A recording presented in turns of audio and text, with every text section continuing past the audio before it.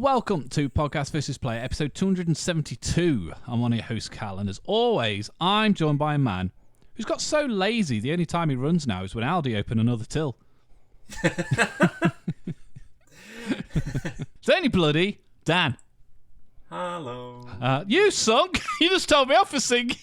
I didn't sing. I just said hello in a hilarious way. like a hymn. Do you know what I'm going to start doing now? Because I've started rewatching Modern Family again. Me too. I'm going to start doing some Phil Dunphy answers the phone. It's just like, what's pink and wobbly and comes in a bowl? Jello. Brilliant. Give me another one. I might start doing that. Yeah. Have you got another one? What's round and goes round the head of an angel? Hello. Which one did I watch today? Where Luke threw the party that nobody went to. Oh, I don't think I've got to that part yet. The one I was watching at lunch was Jay had just taken Stella on a show, like he's secretly doing show. he's doing like show dog stuff, and like Phil bought a record that him and he lost his virginity to. And then, like 30 seconds in, realised that shit, I'm married. I should be doing this.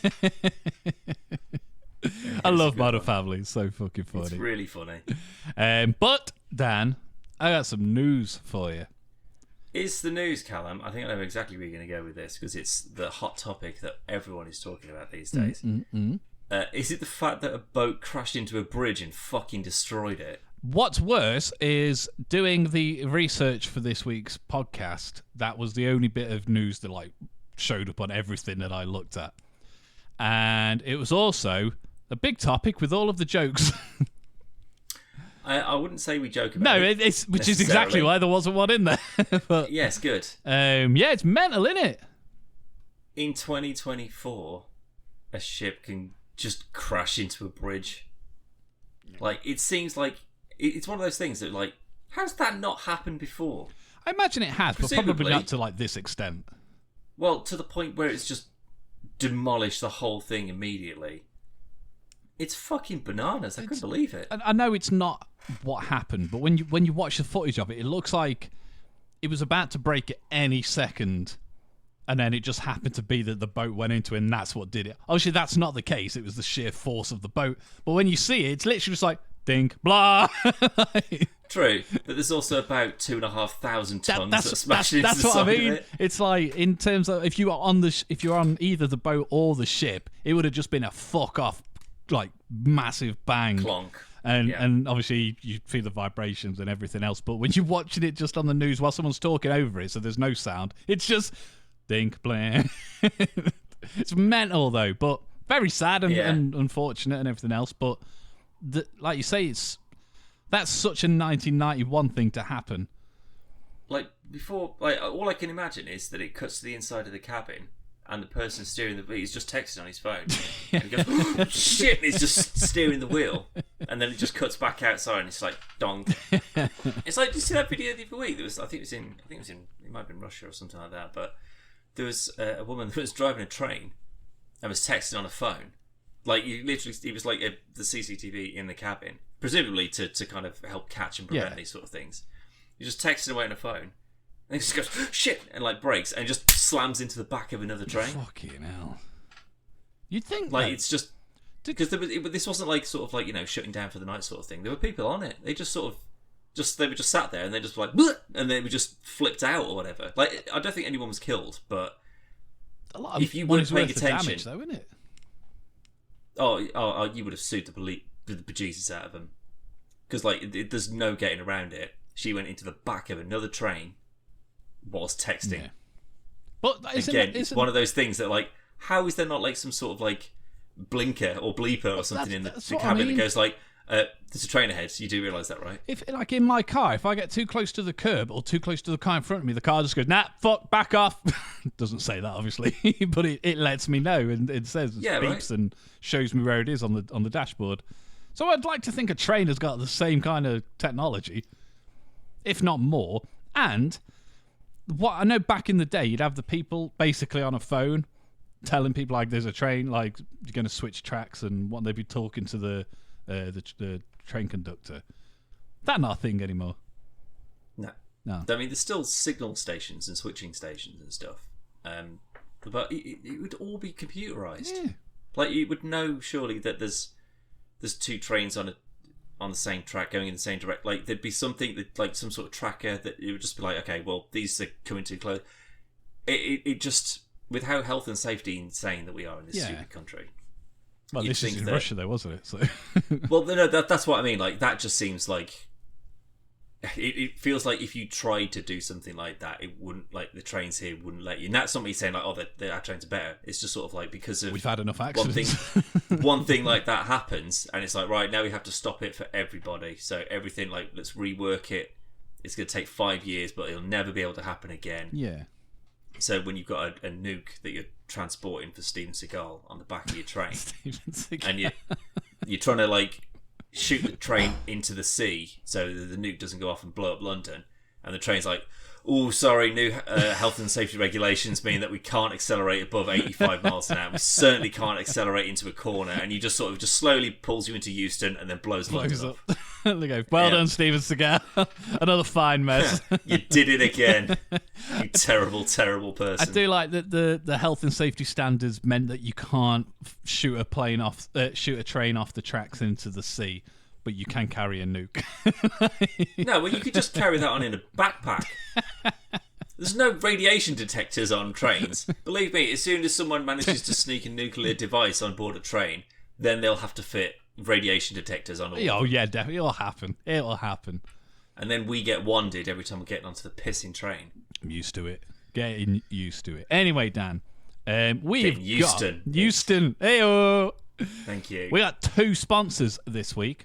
This week's episode of the PvP podcast is brought to you by our 2 sponsors, CrowVi and Nomvdic. CrowVi's VF156T 15.6-inch portable touch display is an excellent addition to any setup, whether stationary or on the go. From build quality to the fantastic screen, the included smart case and all the cables, the VF156T is a brilliant portable touchscreen monitor, and for an incredibly affordable price. Whether it's a second screen for your PC or laptop, turning a mobile into a mini PC, or simply using it for gaming, the 15.6-inch IPS display is gorgeous, and the touchscreen works flawlessly to ensure you have a fantastic experience, with clear viewing angles, crisp display, plus it comes with all the connection cables you'll need, as well as a smart case that doubles up as a stand.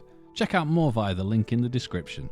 This week's episode of the PvP podcast is brought to you by Nomvdic and their R150 Portable Projector. The R150 is a premium looking and feeling projector, but weighs only 720 grams, and it comes complete with a carry case, so you can safely put it in your bag and take it with you. Plus, the 4800 mAh battery will ensure you can use it on the go. It includes custom speakers made by industry veterans Harman Kardon, and it has its own built-in app store with media apps like Netflix and Disney+. You can also stream your iOS or Android device straight to it, letting you watch content up to 100 inches. All this, plus, if you use the PvP link between March 18th and 31st, you can get 50% off. Check out our full review at podcastversusplayer.com, and don't forget to use the PvP link to get 50% off this fantastic portable projector. Anyway, Dan, we got some news to talk about, and I'm not going to start with what the original thing was. Okay. We're going to go with something else. Something else. That only works if I know what both things are. Oh no, you know what one of them is. Resident Evil 9 could be an open world game. Well, Callum, as a recent, I wouldn't say convert, but as a recent player of the remasters of the original Resident Evil games, I think that would be a terrible, terrible idea. I agree, unless, depending on what the term open world means. So, hear me out, Dan. If by that they mean it's Raccoon City. Cool. Even that's just going to be GTA size, isn't it? Well, not GTA, but well, no, I mean in the sense of like, you know, there'll be areas that are like swarmed, absolutely swarmed, where you can kind of do your more action stuff, and you know that's when you've got a big rocket launcher and you can plow through a bunch of dudes, or you know you've got a car that you can drive around in and slam into them or whatever. But then, okay, well we need to go in and get these meds. Yeah, got to go and get the supplies from the hospital, and that's where it's just sort of close quarters, every fucking hallway, every vent some motherfucker's going to come dropping through. That is where it becomes more terrifying. So if you could get a balance of the both, I'd probably be into that. But I think that with what I've played so far and what I've enjoyed and also hated about it is that because it's very fixed in terms of you've got this amount of space and you need to complete puzzles and quests or whatever within this amount of space until you unlock the next space, and then you go to that space, and it's all it's very linear, very well planned out. That's how they polish it. You've got to go here to do this, to come back to do this, to come back to do this, and then there's like a new obstacle every time you come back or whatever. Yeah, that has worked really well. The problem with it, Callum, is that it makes it unbelievably short. Yeah. I personally, I mean, I'll dive into the reasons why it might be open world, but you haven't played Last of Us 2 yet, have you? No. So, Last of Us 2 is, I'd say Uncharted 4 is a good example of it, where it's a fairly linear game that tricks you into thinking it's semi-open world. And Last of Us 2 takes that to a much bigger thing. And the levels are fucking huge. And then it'll be a cutscene which will load the next bit in the background, which is just the next part of the city where you are. And I think if they did that, where you're just in basically a big area that feels like an open world thing, I think that would be a smart move to do. Because if you're going for zombie open world game, it's Days Gone. But you've got a method of traversal there. That's what I mean. That's the first thing it'll be compared to, though. Yeah, you've got your bike, and then you're upgrading your bike, and a lot of it is about, you've got bike fuel, and then it's sort of about your different camps and swarms. Yeah, exactly. Yeah. Whereas with Resident Evil, like having a car, I don't really care about. No. I feel that the more kind of linear they make it, the more it works for me. Yeah. Yeah, I'd agree with it, and this is speculation up to now, but basically, according to insider Dusk Golem, Resident Evil 9 is being built on the open world functionality of the Resident Evil engine that was first utilised for Dragon's Dogma 2, which came out the other day. Last week, I think it was, the week before. Monster Hunter Wild is using another open world engine on the open world game on the Resident Evil engine. And Capcom apparently greenlights its projects in groups of 3. So Resident Evil 7, Resident Evil 2 Remake, and Devil May Cry 5 was all reportedly proved close to each other. Blah, blah, blah. Capcom reportedly greenlit Dragon's Dogma 2, Monster Hunter Wild, and Resident Evil 9, although that hasn't been officially announced. But if it is, the odds are it will use the same open world engine as the other 2 games. Right. That's what they're saying. I think it's the wrong decision. I don't want a Resident Evil RPG kind of thing. Like, they've experimented outside of the formula and it hasn't always planned out very well. Like these remakes, I think you mentioned that Resident Evil 3 is a bit shorter. Like, the remake is shorter than the original. Yeah, I think. No, I haven't finished 3. I only started the remake. I've never finished it. Oh, well, I beat you to it then. 3 I played the shit out of, like, original 3. Yeah. But all I want them to do, I want them to add 4 to Game Pass. Because 4 and 2 are my favourite. And I think you'll really like 4. 4's really good. Well, there was a Capcom sale that was on Steam the other week. And I'm pretty sure that 4 is on there, or was reduced on there. And I think it was on CD Keys as well. CD Keys. Which makes me think, Callum, that it might be. It's not... It is. It's a matter of time, quite frankly. So currently, the only things that's being listed as coming to Game Pass, PC Game Pass, this is, by the way, is Hot Wheels Unleashed 2 and Yuden Chronicle, which is, I don't know what it is, but the fact that I can't even pronounce the fucking title to it makes me think it was some JRPG nonsense that I don't care about. Hot Wheels isn't very good. Oh, Callum, this actually looks alright. What? This Yuden Chronicles. I don't know what it Classic is. JRPG experience, 100 playable characters. Fuck me. Just have 4. But I'll tell you what, I already I'm put off by the animation because it just looks like any other JRPG like. Well, that's drawing. The familiarity. I'll say it right. I'm looking at the actual game screenshots, and the look of this is kind of great. It's like, I'd say it's very unique in the sense of it's like 2D, well, 2.5D, I guess. But it looks very good. I don't know what the animation itself looks like because these are just pictures. Is this the black and white one? No. Am I thinking of something else? Probably. I'm just going to watch this little video and just see if it's... Wait, it's made by 505. Didn't they make Gears of War? No. 505 was... sorry, Gears of War was... It was this something, wasn't it? Don't know. 505 I 100% recognise, and I want to know why. 505 Games, Callum, do it. Do it sharp. Oh my god. The Coalition, that's what I was thinking of. That's Gears. 505 Games made Tale of Two Sons, Crime Boss, Ghost Runner, Gunfire Reborn, Serial Cleaners, Ghost Runner 2, Assetto Corsa, Ghost Runners 1, Sniper Elite. That's what I'm thinking of.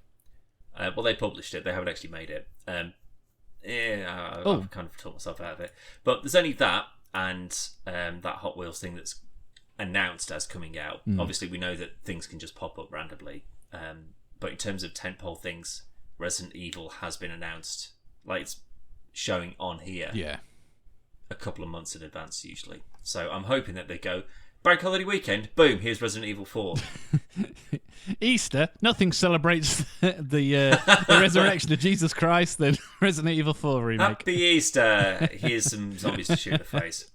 I mean, we have said it before, but I think the VR version of it has hampered its Xbox Game Pass arrival a little bit, just because if you're launching a game, because it's not like one they've just converted, it has been made again for like the Meta Quest and everything. So if you got that coming out, you don't want to go, play it for free on Game Pass. I'm still curious as to why they took 7 off.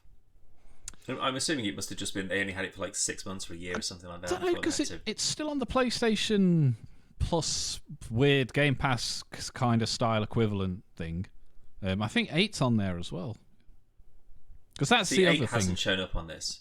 8, I've never seen 8 on Xbox or PC Game Pass. No. Definitely 7. But 7 and 8 are vastly different Resident Evil games, and I've got a feeling... Sorry, I don't really have much of a feeling as to whether it's going to go more towards that style for 9, or if it is going to be open world, it'd probably need to be more in the vein of some of the... Probably 4 would be the closest one in terms of an open world. I don't know. I mean, I'm no expert. Like I say, I'm very, very new to this franchise in terms of enjoying it. Like, I couldn't go back and play like any of the old ones, like the voice over. Yeah. Like, oh god, it would make me cringe. It wouldn't be scary. It wouldn't be engrossing for me because I don't have that link. The acting's still not great now. It's not bad. No, this is genuinely good. Like, this is. I could watch a TV show that's Leon and Resident Evil Degeneration. Not an animated one. Yeah, I'm just saying. I'm talking like a Twin Peaks kind of, rolling into Raccoon City kind of thing. Like, Leon's first day on the job. Did you watch the Resident Evil Netflix show? No, I forgot about that, to be honest. It's awful. Of course it is. I would rather watch the Mila, I can never say her last name, but Mila Resident Evil. Mila Jokovic. I'd rather watch those films. And I fucking hate them films. Vastly different tone. Like, you go from Resident Evil 1, which is sort of set in a mansion. Yeah, but it was also done for like 30 quid. So it's true. But then it goes to like, it's the end of the world and demons or whatever. What I never got about the I suppose like the advertising for the Resident Evil movies is it's like, this'll get you excited, Jill's in it now, Wesker's in it now, yeah, but they're still fucking shit and you're not following any of the stories of the games. I don't care who's in it. You're just making it worse. It's the best thing about the Resident Evil films to this day is still the laser room. from the first one. But I was expecting Zombies. to see something like that in the next. In these games, like, you know, some sort of like elaborate umbrella trap or whatever. No. And there's not. There's just sort of like, there's the infected and there's a nemesis. That's who you're dealing with. Yeah. You know, and then it's puzzles and spooks. How's that so hard to make into a game? Into a film? Sorry. Well, because again, like Resident Evil 2, I completed that, like, Leon's story in, like, it was like 6 hours or something like that. And that is me being trepidatious as fuck, because I don't know these games, I don't know the layout, I don't know what the fuck anything is. And I'm expecting that every person that's hanging on a wall is going to fall off and try and kill me. And everybody's about to come back to life, so I'm always on fucking edge. And when I completed that, I was like, that's... I'm not saying disappointed, but I felt like I completed that way quicker than I thought I was going to. Yeah. Like, the puzzle aspect is kind of great, you know, collecting various stupid keys. Like, I don't know how the fuck anybody gets anything done in Raccoon City. Like, the amount of weird key rings and shit you need. And also, why has everyone just got tubs of gunpowder just lying around? You never know when it's going to come in handy. It might be a also, zombie apocalypse. Everything labelled as, all you need to do is just mix this green herb. Green herb? Do you know what else is a green herb? Parsley.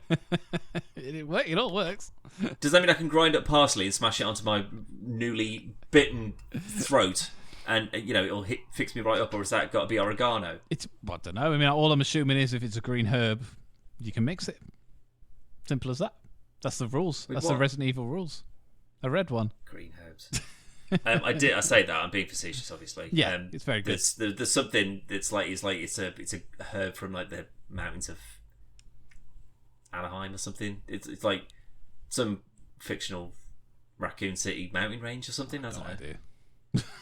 In terms of, I'm a very big Resident Evil fan, but I couldn't go that in depth into the fucking. No, I remember reading it on one of the notes, herbs. and I was like, oh, okay, that's actually kind of like a fun thing. It's like some mountain herb. What, and based on real life, or is this just within?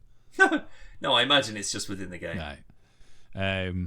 I mean, look, realistically, going back to when like 2 would have been out in like 96, 98, maybe a bit later than that. I would have thought it'd have been earlier than that, frankly. Well, the first time I played it, The Matrix was out on DVD. Well, The Matrix came out in 1999. DVD probably would have been a year or so later. I would have thought it'd have been sort of 96-ish. I'm gonna say. Well, the N64 came out in 96. So right. So yeah, maybe 97, 98. Then maybe you are right. Resident Evil 2 original release date was 98. So I was right. Yeah. Man, I'm so good. But back then, you just said that The Matrix was out on DVD. It wasn't. No, the first time I played it, I didn't buy the day it came out. Right. Okay. But I'm saying, like, I was at my sister's house and her boyfriend had got. Also, bearing in mind, DVD players were like $7,000 then as well. Not quite that much, but very expensive. And we watched that, and he was like, "Do you play video games?" I was like, "Yeah." He's like, "I've just got this one. I'm stuck on it in Resident Evil 2." I was like, "You sit down, old man." And then I died straight away. You know, literally the beginning bit when you're in the street and you've got it's like zombie. Couldn't get past.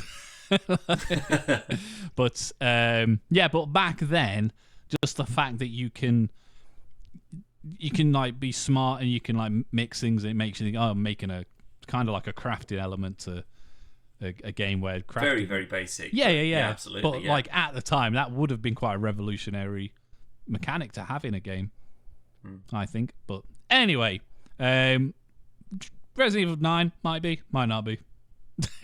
I just thought it'd be interesting to include. Yeah, I having not played 4, 5, 6, 7, and 8, I don't think I'm qualified to have an opinion on it, frankly. 5 and 6, don't need to. Just play 4, 7, 8. Well, if that's all that's going to come out on Game Pass, because I'm pretty sure there hasn't been a remake or remaster of 5 and 6. And 7 is new enough that it doesn't need one. No, I mean, 7 was PS4, Xbox One era. Exactly. 8 is current era. And then 5 and 6, I wouldn't assume would need a remake. They do like a similar to like the Master Chief Collection. Like 4 wasn't. But if there's no demand for it, if people aren't going, oh my god, when are you going to remake Resident Evil 6? And they're like, we're not. Yeah. It's the worst one. It was incredibly poorly received. Why do you think we had to change entirely how we make these games? Yeah. Because we had to rethink everything, and it couldn't be a formula anymore. We had to up our game, and then you maintain that it's one of the best ones. 7. Yeah, 7's fantastic, but again, vastly different, completely different style of game altogether. I've said it before. The closest thing I can compare it to is stuff like Outlast. Is a more fitting thing. It's more make you sick horror rather than oh my god, someone just jumped out of a fucking chest. Whereas 4, I think I can deal with that with that more than just things just that weren't moving the 58 times that have been past it already, collecting keys or whatever, and then all of a sudden it goes and it scares the bleeding life out of me. I will say, I have said to you before, playing 4 in VR, like I don't get scared at any of the fucking games, but absolutely not. I was in it's basically like a shack in like the area where he was, and they've got like effectively, I'd say the lockers basically, but it's just a big cupboard. And even I've got my fucking knife in this hand, and I'm like reaching out to fucking open it because like, someone's going to jump out of it. Yeah. But 7, I wouldn't play 7 in VR. I'll tell you that now. It is VR though, isn't it? It is. Yeah. But I think that would be the thing that would put me on the same kind of level. Because it's a horrible, like in a good way, it's a horrible fucking game. Yeah. It makes you feel gross. But more gaming news, Dan. Yes. I hear you're a big fan of Marvel and Overwatch. No. Not in one sentence, no. So, this is obviously we've had a very, very, very brief couple of text message discussions about this before we did started the podcast. But Marvel Rivals is an Overwatch like 6v6 just for PC as well. I've only just found this bit out. Well, hooray for us. Just saying. But you'll be able to throw down as Earth's mightiest heroes and villains in a free-to-play team-based competitive shooter coming soon. This is from NetEase. Do you know who they are? Nope. Nope, me neither. But what I am interested in... There's only one thing that I'm interested in, and I'm assuming that it's the same thing that I'm hoping that you're interested in, is what kind of roster are we looking at? Yes, but what is on this? This is just a news thing, so... We've got Avengers, X-Men, Guardians of the Galaxy. Okay, are we talking every Avenger, every X-Man, every Guardian, or just the ones that have been in the movies so far? I would assume you're going to be looking at... So what was quite interesting looking at the trailer, so the voice of Spider-Man is Yuri. I can't remember his full name, but the guy from the PlayStation Spider-Man games. Yep. They very much based Iron Man on a Robert Downey Jr. sound alike. But they did the same thing in Midnight Suns. Yeah. It's very Robert Downey Jr. Groot, Rocket, was very Bradley Cooper-esque, which is interesting. Again, they're not going, let's do something that's just more around the comics rather than the movies. They're going, what else can we do to cash in on the franchise? So people like the Guardians. Remember the Guardians? Oh, like the Guardians. Oh, the big tree. Oh, Baby Groot. Ha ha ha, Baby Groot. Ha, let me play as Baby Groot. That's what they're marketing it to. It's not like, a Lego game where it's like, here's these incredibly obscure characters that were in 3 issues in 1962. I reckon you'll see some more odd ones, but I think... I disagree. I think that this will cater to nothing but the mainstream. No, that's going to be your opening for it, and this will be similar to Fortnite, where the more popular it gets, the more characters you'll get. And obviously, if it doesn't take off, you're probably going to see the first few waves of characters that they've already planned. If it gets popular, like once they've done all your big heavies, they're going to have to start pulling in some of the other ones. So there's definitely a possibility for them to pull, because an obscure character would be Spot from Spider-Man, but I know he's been in Across the Spider-Verse. That's about it though. but it's still obscure enough that people go, that's a cool entry. Yeah, but depends how good it is. Really, it's free though. That's also what kind of worries me.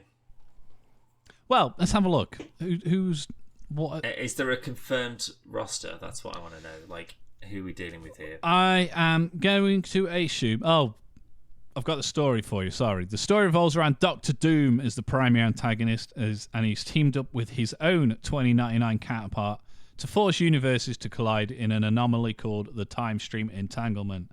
The premise nicely tees up tons of heroes and villains to clash with. That's it. I mean, it sounds kind of like the Marvel versus Capcom. It's a weird time, whatever. And then that's the only reason that they all have to. And also, again, what's the explanation? Because you've got Doctor Strange fighting against Spider-Man or whatever. Why? What happened there? I assume that's because that's the teams that they've chosen. But that's it. Like, is it just a case of don't think about it too much? It's just it's Overwatch, it's Valorant, it's whatever, and it's just Marvel characters instead of operators. What is interesting, Dan? Just looking on their website. Well, I'm only here for the interesting things, so lay it on. We've never played it, but it was on Game Pass. Might still be on Game Pass. Nikara Blade Point. It was like it's a big PvP battle royale game, but it's all like mythical, like Japanese fighting. You got samurais and whatnot. Sounds like I'd hate it, but sure. I think in terms of games, it looked fine. I'd never played it. It looked okay. Eve, some other Marvel game, Marvel Super War. Eve Echoes. Online? No. Eve Echoes. It's part of the same thing, but it's not Eve Online. It's a different part. Right. Dead by Daylight Mobile, Knives Out, Bloodstrike, Harry Potter Magic Awakened. Oh, say no more. Tom and Jerry Chase. It's in safe hands, Dan. Yeah. Well, as I say, Callum, there's only one thing I'm interested in, and that is who is a part of this. Who are the characters that you can play as? Well, it's definitely going to be Iron Man, Hulk, Black Panther. You haven't got a list? No, because all we've got is what was on the trailer, Dan. I know as much as you. Tell you what, all you've got to do is just collect this information so we can discuss it, and you can't even be bothered to do that. I've done my bit. You have one job, and that's not to look at any news. And before we started, you went, hey, that's Instagram's look at fault. This. You know it's Wednesday. You know to stay off. That's true. This is also, it was annoying. I was on the train on the way home or whatever it was as well, so it was like first thing in the morning. I will have a quick look just in case something else has come out. But I'm going to say no. Well, like with Overwatch and that, they've usually got like 20, 30 characters or so, don't they? So that you can... No, we have one now. We've got Oh, okay. Go for it. Bruce Banner / Hulk. Black Panther, Doctor Strange, Groot, Iron Man, Loki, Luna Snow, Magic, Magneto, Mantis, Namor, Penny Parker, Punisher, Rocket Raccoon, Scarlet Witch, Spider-Man, Storm, and Star-Lord. So basically what we saw in the trailer. I did not see the Punisher in that trailer. Yeah, he's not fighting. You know when Doctor Strange does the portal and Spider-Man goes through it, when it goes through and there's like a few people running together, he's like second from the camera. Well, I'd already kind of tuned out by the point that like, as soon as I saw what the gameplay was, I was like, I don't know about this. If the Punisher's in it, well, now I have to fucking play it. I know you do. It's a shooting game. There's only going to be one definite, and that's the Punisher. Over Deadpool. Deadpool will be in it. Yeah, but who's the more popular, bang bang shoot? It's going to be Deadpool. I mean, I'd say more popular, but again, in terms of like kind of solidifying what kind of game it is, Punisher's as good of a choice as any. Plus, it is, yeah. It seems to be more. I don't know. Oh, was Magneto in the trailer? I don't remember Magneto in the trailer. I don't recall. No, I don't remember seeing him. Magic being in makes sense because Doctor Strange is making portals. Yeah. If Magic's making portals, It's easy for you to say. yeah, then that's like your I imagine there's like an Overwatch equivalent or whatever. Yeah. You know, like a traversal specialist or something, like, you know, the support class. So I guess there'll be like 2 brawlers, 2 shooters, 2 speedsters, 2 magics, 2, you know, so you can have like Loki and Doctor Strange fighting off against each other. Well, do you reckon it would be that's what you'd have to do? So you've got your team of 6. One of you has to be this class. One has to be this class. One has to be this class. Or, I don't know. Or could you be 6 Spider-Men? I don't know, because like I don't know how it works with like Overwatch. I don't know if it's like for like an unranked match, you could just have 6 tracers, or if it's a ranked match where you somewhat got to take it seriously, then it's like, no, you need an assault, a medic, support, or whatever. You couldn't on Paladins. I think people tend to do that because that's the point. Yeah. You've got a healer, you've got a tank. Of course you have. I don't know if it forces you into that necessarily, but I genuinely couldn't tell you. Paladins did. Yes, because we couldn't be the same character. Yeah. Not that we should be, but... No, but I mean, like, you'd have... mainly because I can remember. So I was always the little fox, squirrel, raccoon thing. And yeah, called wasn't it like a medic grenadier? He was kind of like he had like, it wasn't quite a sniper rifle, but he also healed and stuff as well. So I was always him because he was good from a distance and that. And then there was I think there was a tree one that was also a healer. So you could be him, one or the other. But if somebody else had picked both of them, you had to be somebody else. Yeah, that sounds about right. I don't know how lax they are with these kinds of rules. That'd be the same here. But yeah, if that's the sort of the standard of the genre, that, you know, you've got a couple of different people from the same kind of class that you can choose, then sure. But I suppose it's to bring variety. Otherwise, you're just going to have 6 Doctor Stranges all just do like weird portal tricks and stuff that people will learn in about 2 months. That's going to be the thing, is how is there an actual advantage over another character? So maybe Doctor Strange can do these portal things. Works. Yeah, there's got to be some kind of, like, because theoretically you could just be the Hulk and just fucking batter everyone. Yeah, but that's the thing. If he's slow and shit, well, if you just stand back and just zap, and he's dead before he even gets anywhere near you, then he's going to be your tank, isn't he? So you want someone who can drop him onto people, or, you know, teleport him to a different location.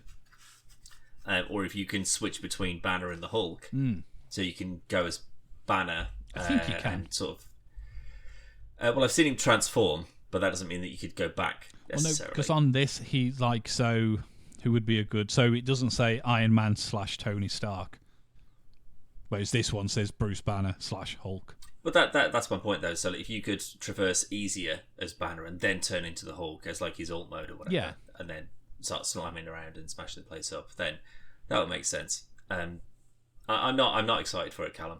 I'm not excited, but I'm not Captain America and Black against Panther. It. I mean, that's a much better trailer. But as a concept, I'm just sort of like, okay, they haven't just gone, what are they doing in the movies that we can just try and rinse out for another bit? They go, well, let's have these 2 characters that people like, but put them in the war. Great. That sounds interesting. Like, it's a good story thing. It doesn't look like there's much crossover from the movies in terms of, you know, this is a thing you'd recognise. Whereas this very much seems like it's like a Fortnite rotating roster of just like what's popular at the moment. That's what it's going to be. And what makes me, like, cause I like that they haven't all just got guns. Like, because as someone that plays Fortnite a lot, there's certain characters that I do own that I won't use just because it's weird. Like, I don't want to see Spider-Man run around with a fucking gun. Like, it's weird. Doctor Strange, he wouldn't have a gun. It's stupid.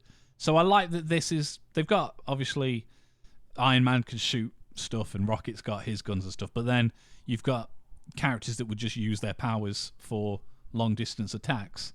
And I agree more with that than I know fundamentally Fortnite it's just all the same character. It's just a skin. That's all it is. Yeah. And which is weird because when they do the Star Wars stuff and the web swinging in Fortnite when they did the Spider-Man event was better than Spider-Man swinging in the Avengers game. Well, he never even came out on PC. It wasn't very good. But equally, the Star Wars stuff is done very, like the force powers and the lightsaber controls really, really good. But you still don't go, oh, I feel like I'm Darth Vader. You just go, this could be a really cool Star Wars game. And I've got a feeling that's going to be the same here, where you'll just go, it doesn't feel like I'm playing as Iron Man. It doesn't feel like I'm playing as Magneto. It's just, that's a bit of fun.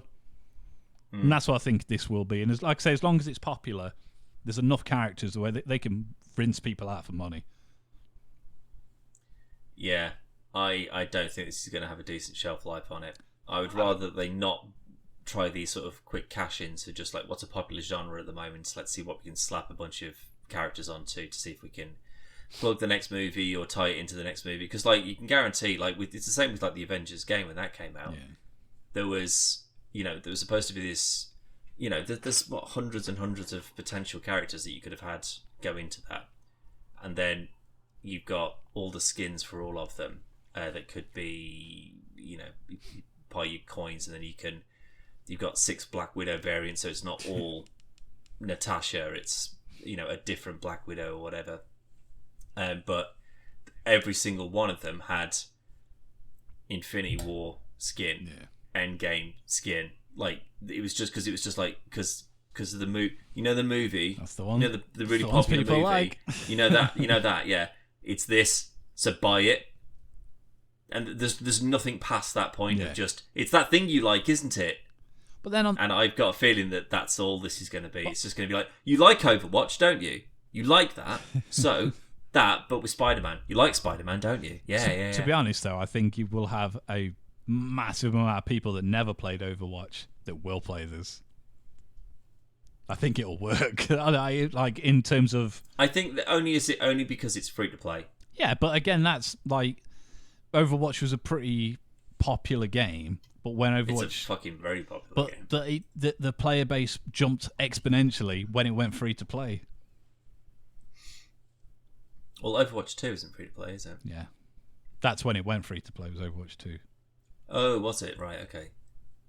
Like Valorant's dead popular, but that's the thing, when you got a bunch of free-to-play games that are all doing, in essence, the same thing, but there's one particular element that makes it unique or whatever. Usually it's for the ones that people feel they're best at. That's what they'll carry on playing. I think this will be very... For how long is a different debate for another day, but I think this will be real popular for a period of time. Because it depends entirely on the service that supports it. The only thing, like, if there's no rotation, like Fortnite is constantly undergoing changes and new characters and new things to kind of keep people coming back, and it absolutely works for it. I can't knock it. It does what it does very, very well. But unless you've got a company that's kind of pumping that much time and resource into it constantly to support that ever-changing shift. If it is like the Avengers, where they go, you've got 8 characters, and then in 6 months maybe we'll give you another one that's just a slight variation of one that you've already got. People go, absolutely not. Here you like Captain America. Well, here's Winter Soldier. Oh God, I forgot they added it. I think it was like the last one that they added. Yeah, because it was when they did the. Just have fucking everything. As long as you've logged in, you can have everything. But the benefit of Fortnite is A, Epic. B, Disney have just put like $1 billion into Epic for their crossover thing, so they've got money coming out of the fucking wazoo. This, who did we say is making this? NetEase. Do we know what it's coming on? Just PC up to now. No, on what? That's what I mean. I'm just PC. So. Oh, I see. Okay. Maybe it's not going to be on BattleNet or nothing. So, well, no. Didn't Microsoft bought thingy, didn't they? They had Overwatch on that. Blizzard. Yeah. So it ain't going to be on. Did they? That. I thought they were trying to. I don't know if they actually did. I'm pretty sure they did. You might be right. I'm just going to have a look on Steam and just see if it's like now that there's been like a trailer. Oh, South Park Snow Day's out as well, by the way. And it's also got horrendous reviews. Yeah, as soon as I saw some of the gameplay for that, I was like, ooh, maybe just go back to doing your absolutely insane RPGs, guys. Like, you're knocking it out the fucking park with those. What I really found this isn't the way. Funny with the South Park Snow Day is we've said from the original get-go. Like, it didn't look as strong as the last two entries. But no, it's like a big, like, battle royale. Yeah, sort of it's thingy, just silly. Nah. But what's made me laugh the most about the whole thing, I'm disappointed it's shit, but IGN, I saw on Instagram, and IGN's review for it was like 3 out of 10, and it was a scathing fucking review.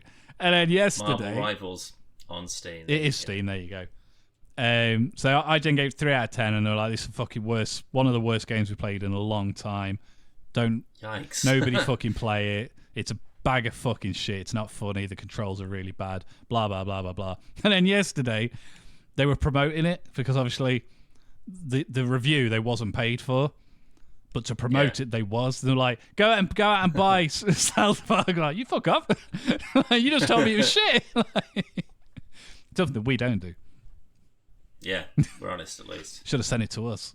I don't want to play it. No, it didn't look great.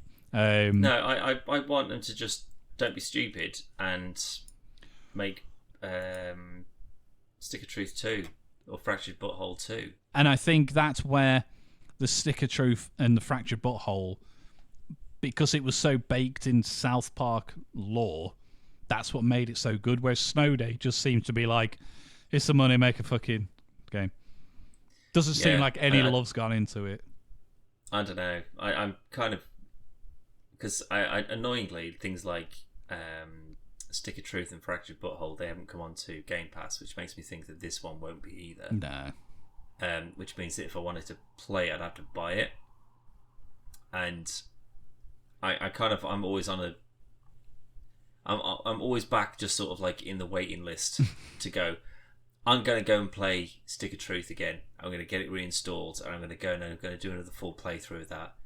And because it's so big and there's so much to it and it's so good, when I go back to it, I'm just sort of like, oh my god, I forgot about all this. It's a great game. Mini game getting alien butt rammed. Oh, it's so good. The only reason... And I just sort of like, how did you make this? And the Fractured Butthole is... No, it's not as good. But... They changed a lot of the sort of the mechanics of it. Different developers, wasn't it? Yes, I believe so. Yeah, because I think it was Obsidian actually that did Stick of Truth. Obsidian made the first one, yeah. Yeah, then Fractured Butthole was somebody else, but they still had sort of like a turn-based thing. Yeah. It just wasn't in the same kind of vein. But it was Marvel bloody MCU superhero phases. We can do a thing on that. And it's almost like they've just gone, we haven't really got anything else to comment on at the moment. Everyone else is already doing it. Yeah, they've just made the Pandaverse movie, which is quite good. Short.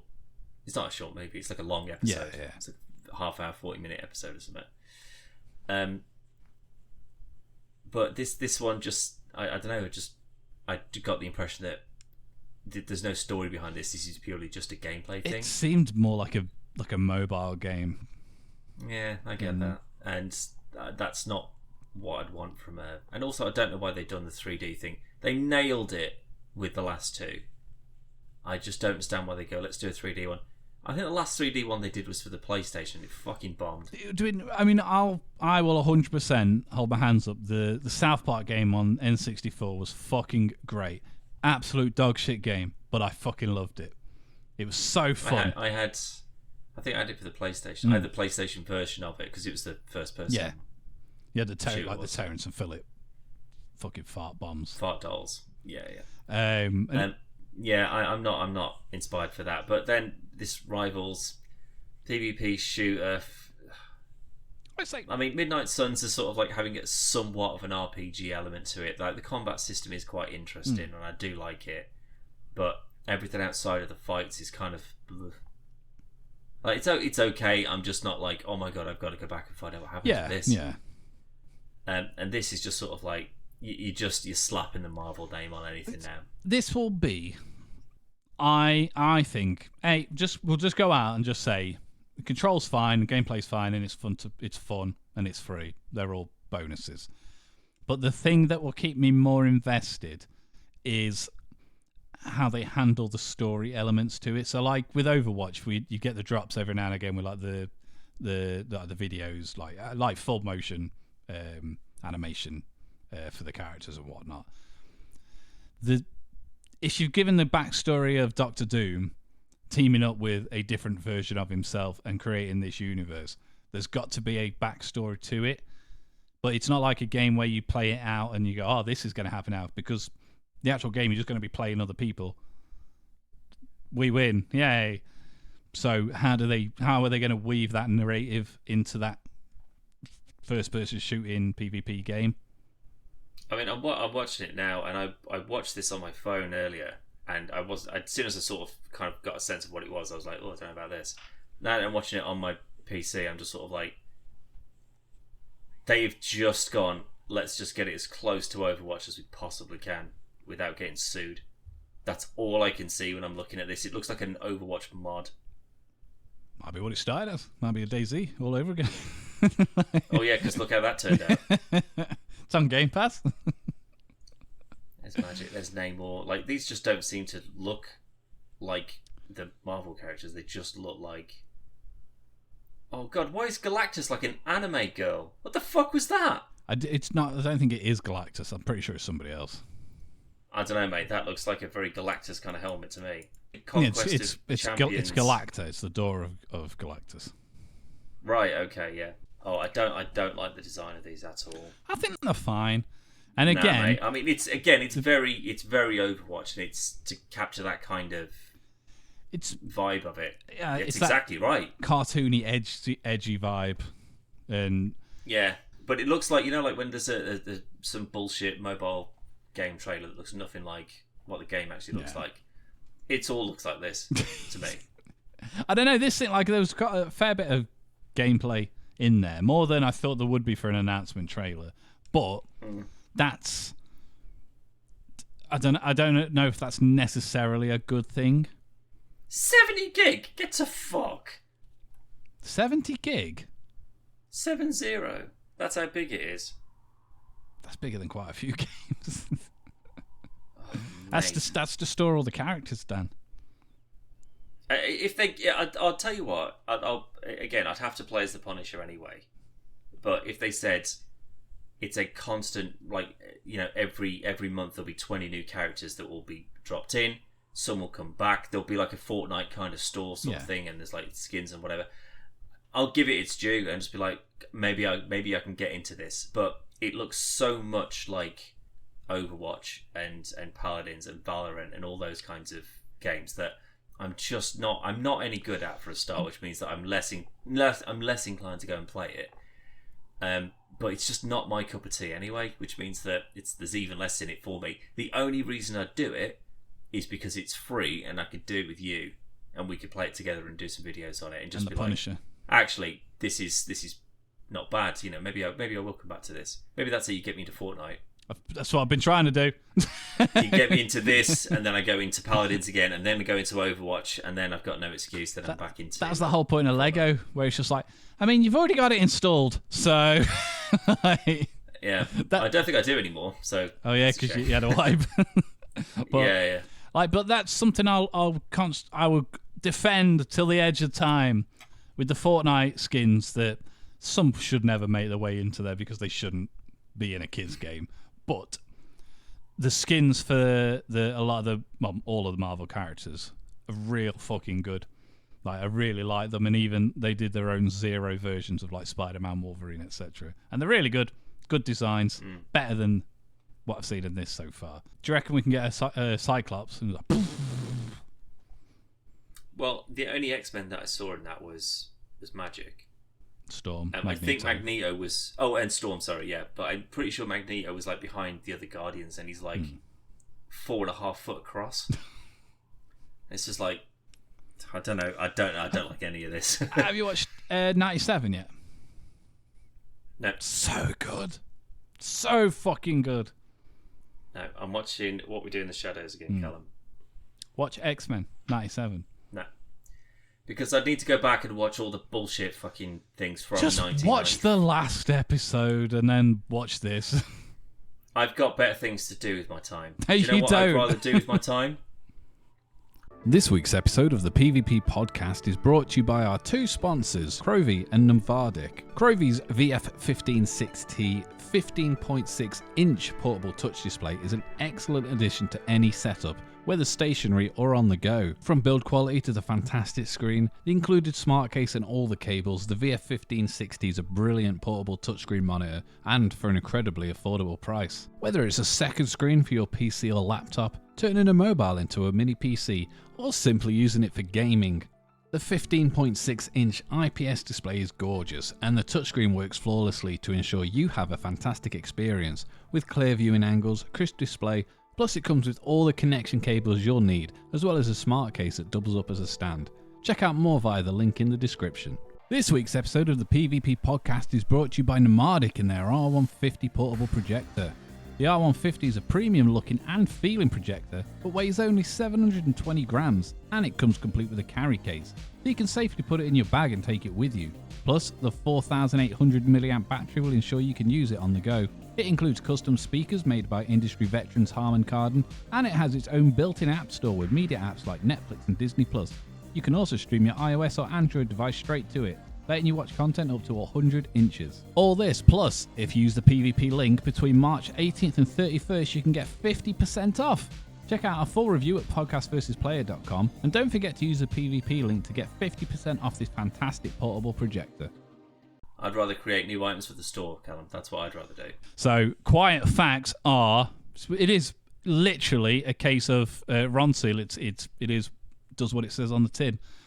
Simplicity at its finest, I would say, Callum. Each product literally says what it is. So we've got a clock that just says this is a clock. This is a sticker. This is a mouse mat. This is a phone case. This is a mug. This is a t-shirt. All in the exact same style, with a very particular font in a very particular way. Minimal and quiet. Minimal. Yeah. And it is a fact, and it's a quiet fact at that, isn't it?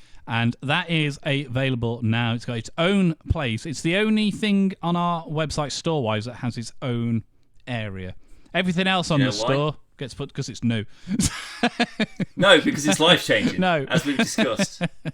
But you can click through. We have there's 6 things available in this current wave. And then in a few months' time, we'll be releasing more. But we'll tell more about that afterwards. But Dan... if they wanted to have a look at these, and not including the pictures that's shown on the screen now, where could they go? Ideally, you go to www.podcastbsplayer.com and you try and beat us to the punch because, Callum, I want to get a This Is a Mug and potentially a This Is a Mouse Mat for work. But no, it's very good. Like, I really like it. And it's really good. Yeah.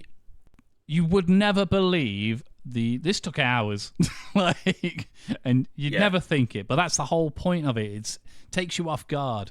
We'll be featuring these for a lot. These are going to be the collection that we will be pushing a lot for the foreseeable.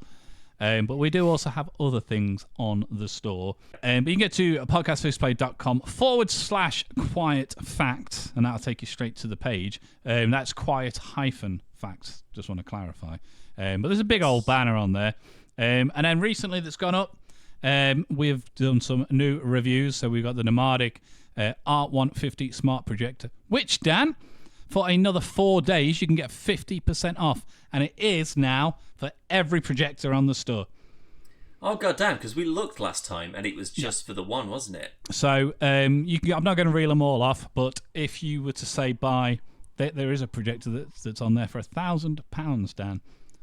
50% off is £500. You're not wrong. That's a real good fucking deal. Like, genuinely so. That's such an outstanding deal that I'm happy that we can push out to people. But if you are going to do it, get the R150 because that's the one we reviewed. So, well, do we have is that a 50% across the store regardless, or do we have a specific? No, product you code? need to do so. Go to podcastversusplayer.com and there's a banner on there for the R150 Smart Projector, and just click. There's a special PvP link. Click that; it'll take you to the store, and then you can buy it from there. Then, so amazing. That's Thanks, how you get it. And then we have got the CrowVi VF156T portable monitor review, which went up today. We don't have an offer for that, unfortunately, but you can go check it out. Super cheap. It's cheap anyway. There, it's like 130 quid, and it's an outstanding. You can't afford that these days. I mean, most people, because of financial crisis, there's a lot of things going on, but it's genuinely, it's very, very good. It's I've used it every day for like the last 2 weeks for the review and stuff. And to be fair, that's pretty good going considering you're very fussy. Honestly, it's so good. Go to the website, look at the review, check it all out. And then we've got another review that will be up in the next couple of days. But while you're there, if you want to get PvP, if you want to get 10% off some Nixie Hyperion Pro controllers for the Nintendo Switch. Yes, these are the ones we talked about as well. Promo code PvP. Get yourself 10% off. Look great, and I'm genuinely looking forward to having a little play with them. Not with you. Indeed. But that's all I've got, really, Dan. I can plug some more things if you want, but that's all we got. No, there's only one thing that I want to talk about, and that's Quiet Facts. And we've done it. I think we've done it justice. But yeah, we'll share more as we release more things. And we have got some ideas for some promotional material, but we can't release it just yet for various reasons. But as soon as we can, they'll be up on the website and on the YouTube and probably Instagram and stuff as well. Dan, thanks for joining me. Thank you. Thank you for joining us as well. And we'll see you on the next one.